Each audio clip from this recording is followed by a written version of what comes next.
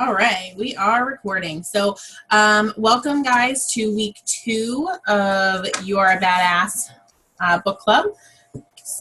Everybody's going to help me run this one apparently because she's not sleeping and Daddy's on a fire call. So, all right, we're going to just dig in. I highlighted a couple of extra things. My book's a giant mess. So basically, we're just going to start at chapter 6. I will run through the notes that I have on chapter 6, and then I'll allow you guys to unmute yourselves if you want to add anything or say anything or anything fun like that. All right. And then if Zenobia hops on, I will unmute her. Okay. So chapter 6, the very first thing that I have is the quote that she opens with. If we really love ourselves, everything in our life works. And I love that because as we get rolling, that becomes the main theme of the rest of this section about loving ourselves. So let's dig in. I'm going to go with page 53 at the bottom. It's like we were born with a big bag of money, more than enough to fund any dream of ours. And instead of following our instincts and our hearts, we invest in what other people believe we should invest in. Some people invest in believing they're too old to go out clubbing when they love nothing more than the boogie. Some invest in being tough and too cool for school when all they want is love and connection. Some invest in being ashamed of their sexuality instead of being their gloriously gay selves. As we continue to buy into these things that aren't even true for us, our inner fortunes dwindle away. And it isn't until we reconnect with who we truly are and start investing in what's true for us that we start to live full, rich, authentic lives. We invest everything we've got into believing that we're not good enough. We arrive here as perfect little bundles of joy and then set about the task of learning to unlove ourselves. How unbelievably ridiculous is that? Self-love, the simplest yet most powerful thing ever, flies right out the window when we start taking in outside information. That is huge. Do you want to turn around like this and lay them on? All right. This is huge to me, and here's why. I take this into like when we start our business, right? And we're super excited, and we know we're going to change all of these lives. And then you tell your brother, who will suck the life out of anything ever, and you're like, I'm so excited, I'm going to do all this stuff. And he's like, well, that's stupid. Those products don't work. You've seen the products work, but now you don't even believe they work anymore because you listen to other people. If you start doing a new diet, people are like, well, that's dumb. You're never going to stick to that. Don't you want Chipotle? Well, yeah, asshole. Now I do want Chipotle. Okay. But you're letting all these outside people dictate what you're doing. We were all born this way. This doesn't care about anything. She doesn't care what people think of her. She could care less. She's just totally happy being gross and disgusting and hilarious. And that's okay. But as she gets older, people are going to start telling her that things aren't appropriate, and she's going to start listening. So, you're born with self-love, and you let other people take that from you. So she says, when we're happy and all in love with ourselves, we can't be bothered with the bullshit, our own or other people's. And I think that's really important. We just let so many people and their bullshit get in our heads that sometimes that's our biggest downfall. So how do you help with self-love? Because it's really easy to say that you should love yourself, but what do you do to make that a reality? So she goes into that when she talks about appreciating how special you are. You have a way of being in the world and a perspective that's unique to you. You're the only one who thinks your thoughts the way that you do. Take to heart that you are unique. Okay, there's not another person like you. Good, bad, and ugly. No one else can compare to you. So appreciate how special you are. Drown yourself in affirmations. Trust me, I wouldn't do this to you unless I had to, but affirmations work. You don't have to say them in the mirror. You don't have to hug yourself or buy yourself a special rainbow journal with a lock on it and write them down. But if you want to turn the ship around, you need to rewire your brain and train to think differently. And this is what affirmations can do for you. I think this is really important because we talk a lot, or I talk a lot, if you've ever done a call with me, I talk a lot about personal development immersion therapy. You have to shove so much positive stuff into your head that there's no room for negative stuff.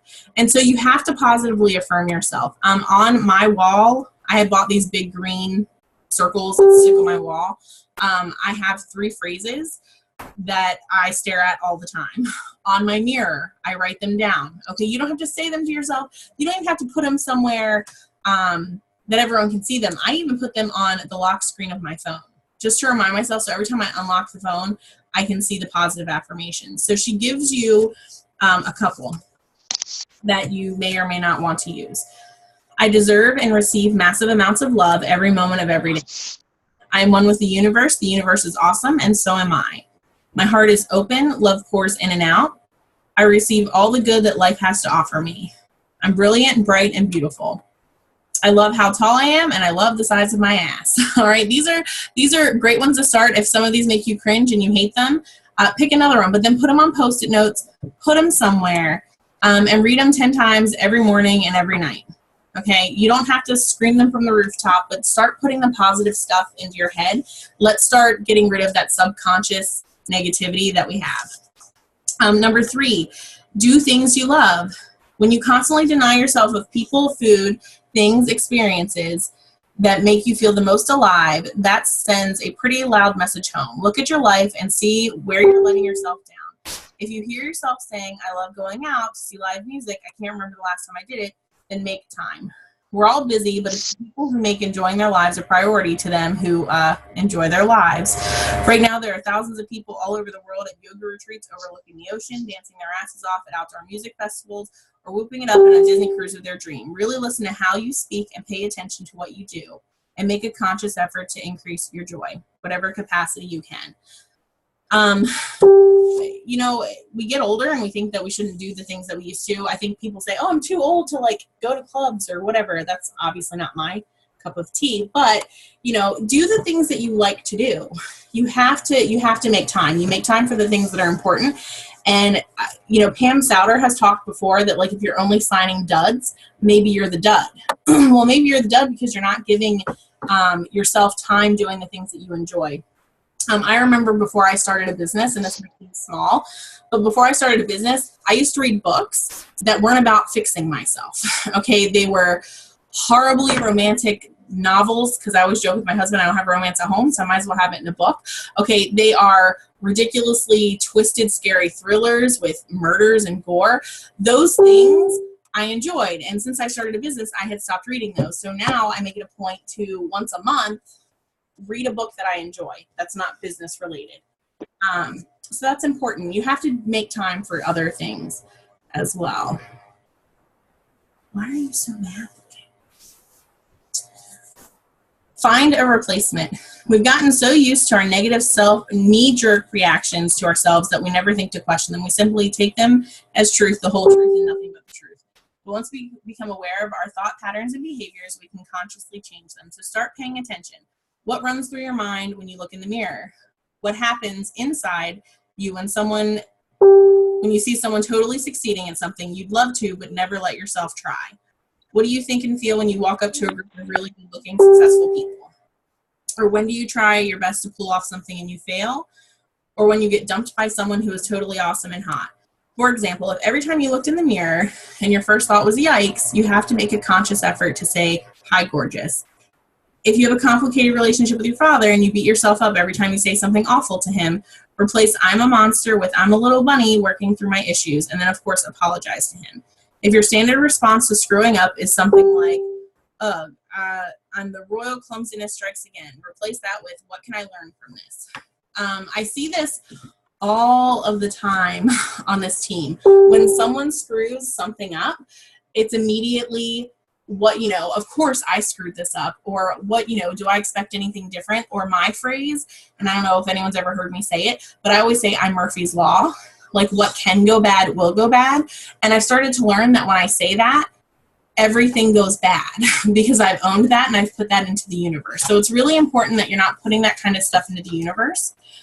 You have to change how you're seeing this stuff. Ditch the self-deprecating humor. Incessant self-deprecating humor is for losers. I get it. It can be hilariously funny, and I'm guilty of it from time to time.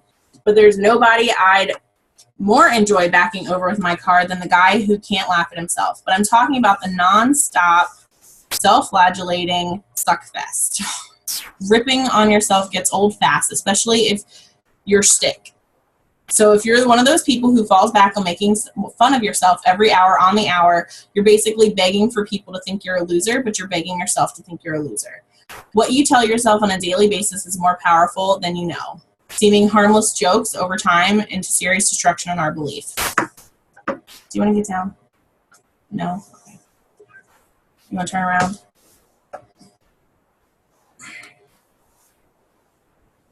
Making me crazy. All right. I don't think getting out's a good idea. All right. Excuse me. On 60, let the love in, receive compliments gracefully instead of countering with a disclaimer. We are all super guilty of this. Like, oh my gosh, I love that sweater. And you're like, oh my God, but did you see these love handles? You can't do that. You have to learn to accept compliments. It's really important. Also, take care of your body. If you're anything like me, run around doing all of our busy work with our poor bodies flapping behind us like old wind socks. When we're pressed for time, it's often the first thing to get overlooked. I've got 5 meetings today. I'll do my yoga tomorrow, and I'll have a power bar for lunch. We need our bodies more than they need us. Say nice things about your bodies, dress it up, take it out, give it hot sex, luxurious baths, and massages. Move it, stretch it, nourish it, hydrate it, pay attention to it. The better our bodies are, the happier and more productive we are. A lot of you saw that, like, I take naps now, okay? That's part of taking care of your body. Setting schedules is part of taking care of your body. Yoga, I'm not convinced that takes care of anything because I'm pretty sure it almost breaks me, but apparently it's good for you. So yoga might be a good idea. Sex, detox fads, whatever it is, okay? As long as it doesn't get you in trouble, you should do it for your body. It's important to take care of yourself, all right? Don't compare yourselves to others. Have you ever done something that you're so proud of and feel on top of the world about it until you see someone else has done something similar and in your mind better, and all of a sudden you feel sad? Comparison is the fastest way to take all the fun out of life. And I don't know if Danny is on the call right now, but I will give you a prime example of comparing yourselves to others, okay? So I got on the Show Me the Money call. I don't remember when I was on it. I think March. And I was so excited. I was the first person to talk. I was super amped up. And then, like, the next girl was like, I went presidential in 14 months. And I was like, oh. And then the next girl was like, I went presidential in 11 months. And I was like, oh. And by the time the call was over, I was like the saddest person ever who had been featured on a call, because I started comparing myself. Like, I had been here for X number of years and these people did it in 12 months. So you have to stop comparing yourselves to others. It doesn't help. Okay, so it's not productive in any way, shape, or form. I'm a big believer that your journey is your journey. So it doesn't matter what that journey is. Don't compare it to others. It's none of your business what other people are doing. All that matters is that you're enjoying yourself and you're pleased with what you're creating. It's precisely your uniqueness that makes you awesome. Number 8, forgive yourself and listen up. This one's important. You've screwed up in the past, you're going to screw up again. Every human is born with the ability to make spectacular mistakes. You're not alone in screwing up. It's not your special skill. Get clear on this one truth. Guilt, shame, and self-criticism are the most destructive forces in your life, which is why forgiving yourself is one of the most powerful. Here's an excellent way to do it. Think of a specific thing that you did that you feel badly about. Call it up in your mind, feel it in your body, repeat the following over and over while thinking of it, and really feel what you're saying to yourself. Holding on to my bad feelings about this is doing nothing but harming me and everyone else. It's preventing me from enjoying life fully. I'm an awesome person. I choose to enjoy my life. I choose to let this go. Good news. You're not done screwing up. It's a pretty normal occurrence. You're going to keep screwing up. I tell people all the time, they're like, how do I do this and not fail? You don't. We all fail every single day, but it's what you do with your failures and your past mistakes that dictates where you're going. So, it's really important that you understand that you screw up and that sometimes you just have to get up and dust yourself off. Number 9, love yourself, because it's the holy grail of happiness. Love yourself. Does anyone have anything they want to talk about or add for the first chapter of this section, chapter 6, or if there's an affirmation that you are adding to your list and you want to share? What? Okay, go ask Jace to get you gummies. All you have to do is click on you have anything you want to add? I hear someone unmuted. Amber? Yep, I can hear you. Who is this? It's Jan. Hey, Jan. Hi. Yeah, the part where it's like, don't compare yourself, I think a lot of us do that, especially with It Works. We compare ourselves, to everybody else doing what they're doing. And everybody, we all have to remember we all have our own journey and we will get there, but it may take a little while longer than other people. Absolutely. Absolutely. And I think that's really important because I tell people all the time, like, do you have 5 years to invest? Because not all of us go ambassador in a week. Okay. That's just not the norm, but we see all these really great stories and we think that we have to build fast. And sometimes it's just staying consistent and staying the journey. The only way to fail, especially in this business, or I'm going to be honest, with anything in life, is to quit. So I love that point. Thank you, Miss Jan. Excuse me. Anyone else have anything they want to add before we move on? All right. Moving on to chapter 7. And here comes my kid again. I don't know where Jace went. Check the living room. All right. Okay.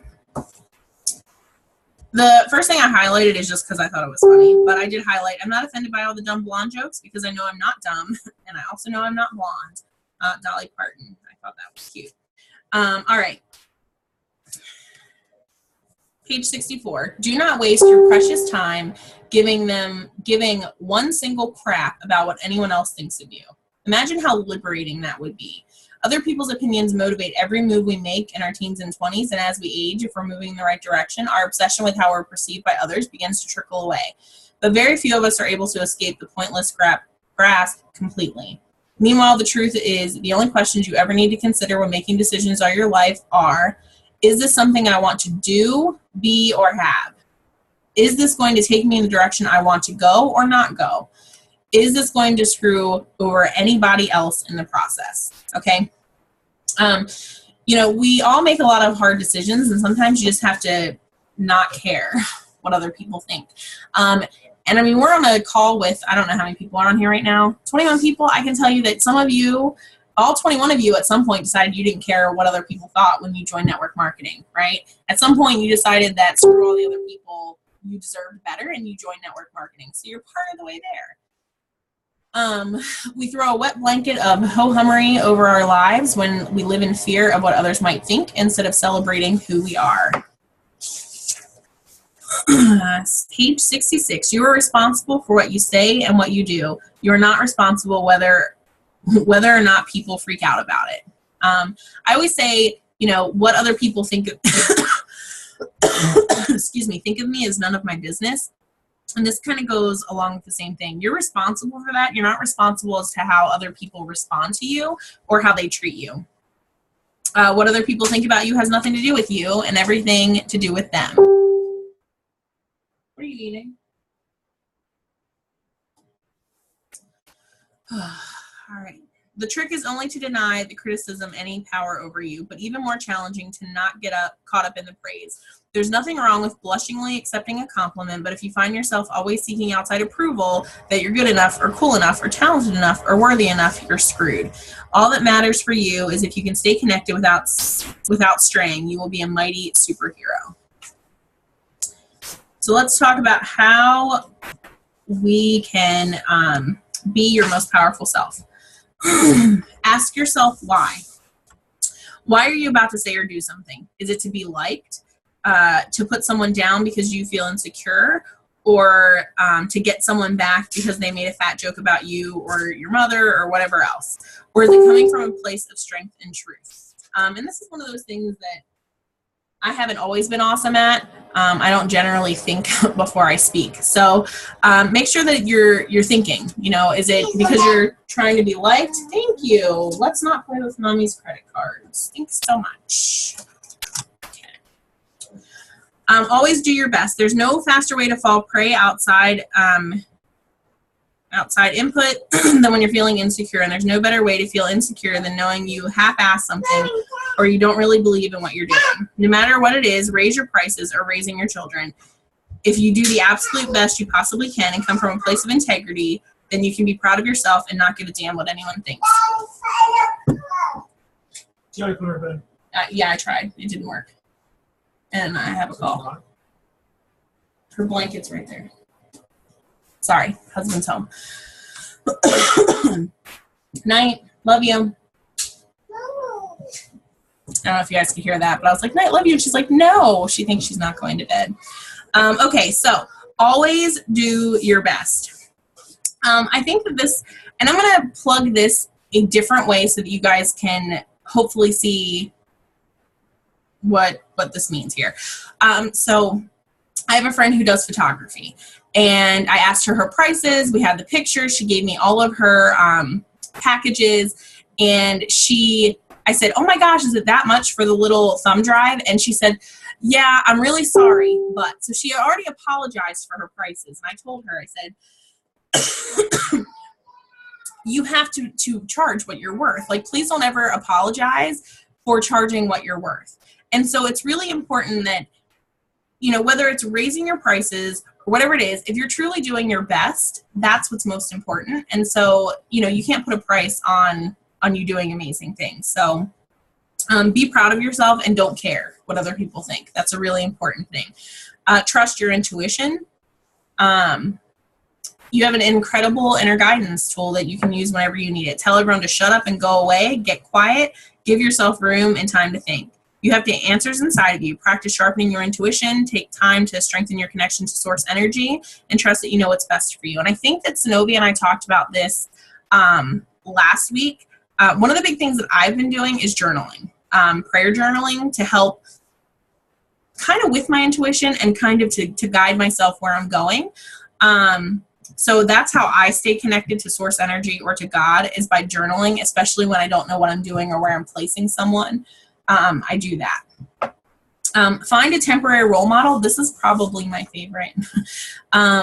Get clear on why this person is impressive and inspiring to you. And when faced with a challenge that leaves you guessing how to react, ask yourself, what would my hero do? Find someone that inspires you and stalk them. Okay? Stalk them. Be their best friend. If they offer to go to lunch somewhere, like, get your ass to lunch with them. If they do calls, plug into those calls. Periscope's a great way to find new mentors to watch, but if there's someone local on the team, just stalk them.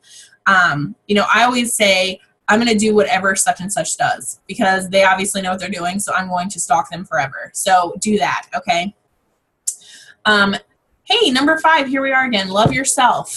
No matter what anyone else thinks, love yourself. Does anyone have anything they want to add or dig into for chapter 7? All you have to do is click to unmute yourself, or raise your hand and I can unmute you. No? Okay. All right.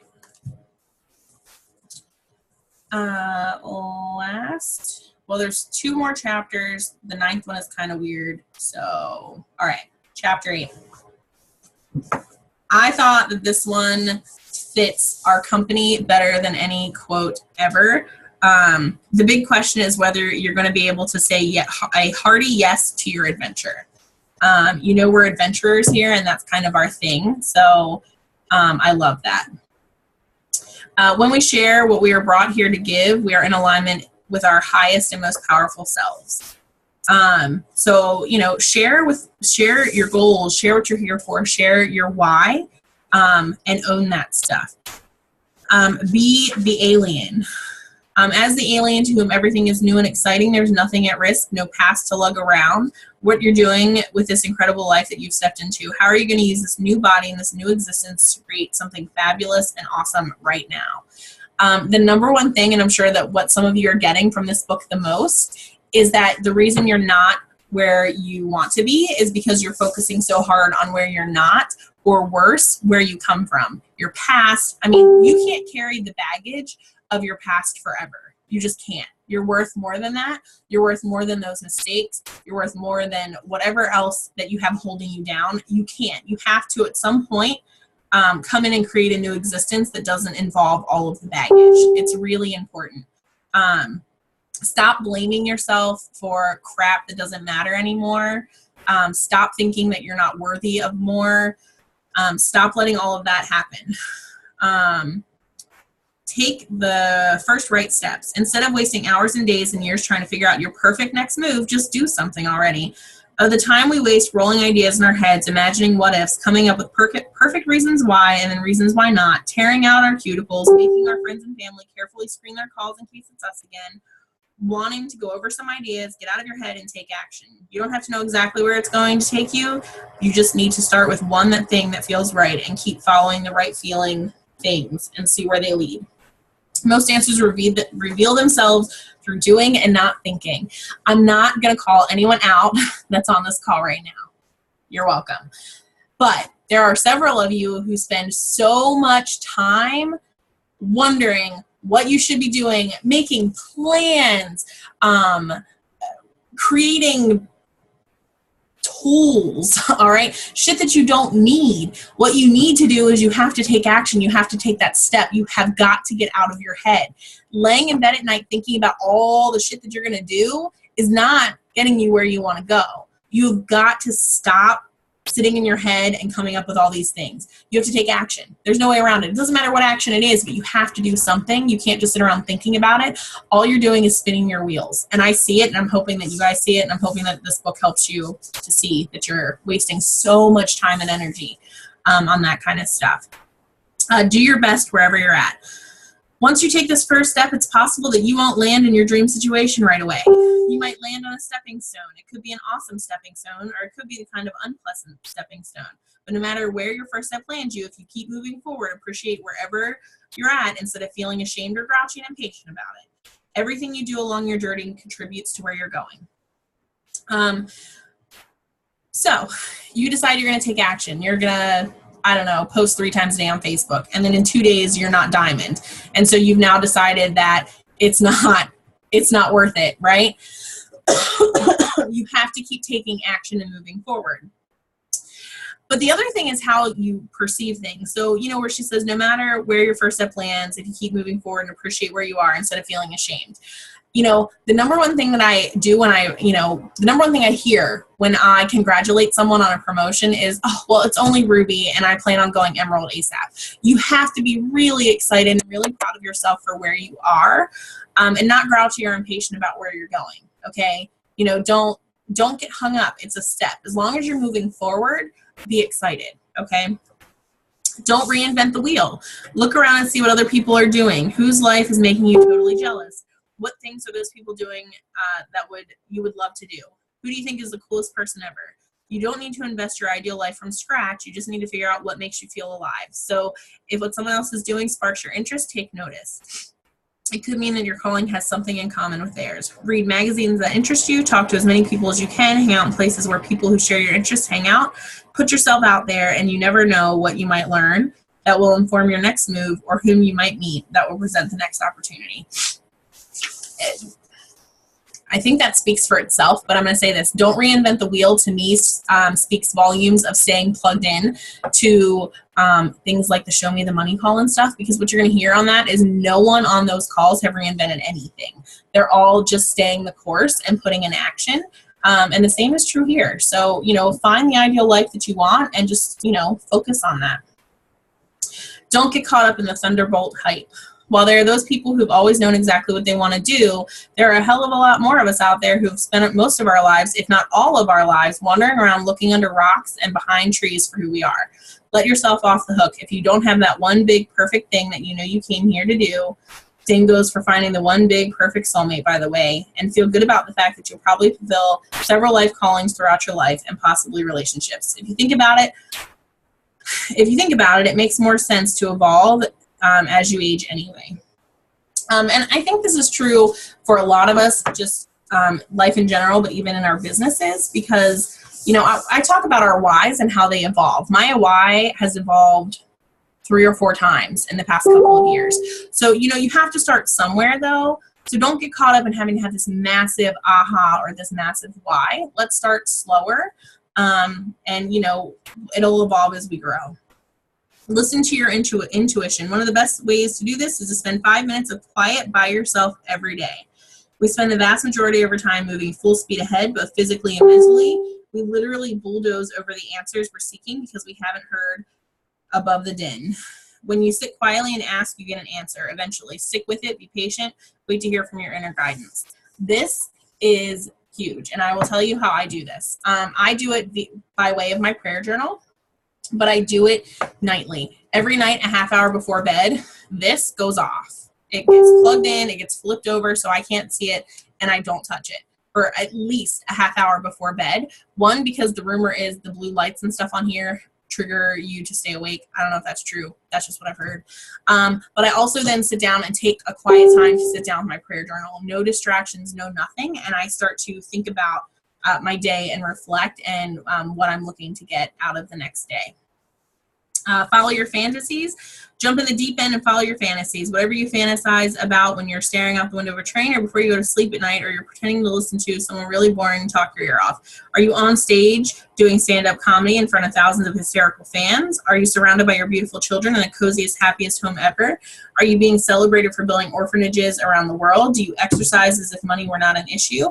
Tap into what brings you joy instead of what you think you need to do to survive. If you had an unlimited supply of cash, what would you spend your life doing?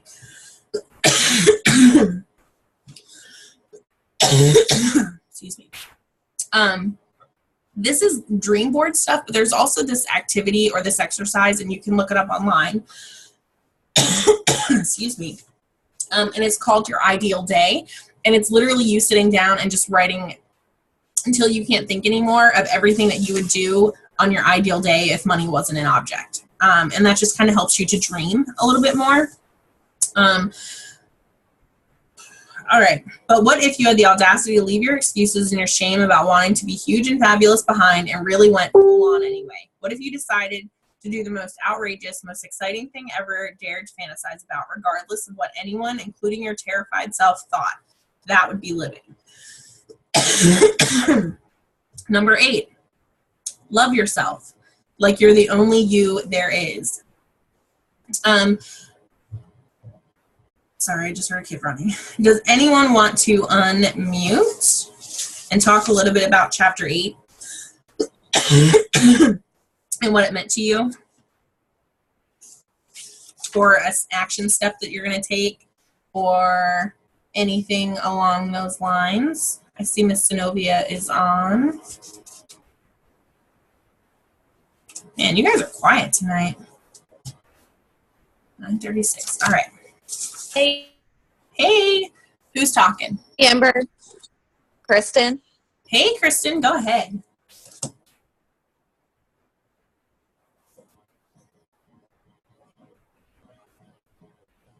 So there was a quote in here, and it said, "The power of giving is so strong that the excitement and the good feelings are often greater for the giver than the receiver." And my goal was always to get rid of my school debt. It's crippling. It's awful, but that was always just to get rid of my school debt. But why do I want to get rid of my school debt? And people always talk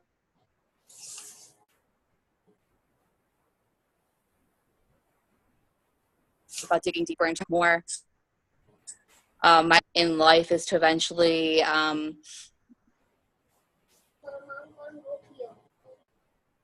what steps am I going to take, and I never really saw it would take me there. Taking a PhD program, just like, well, do you really need to do that to get where you want to be?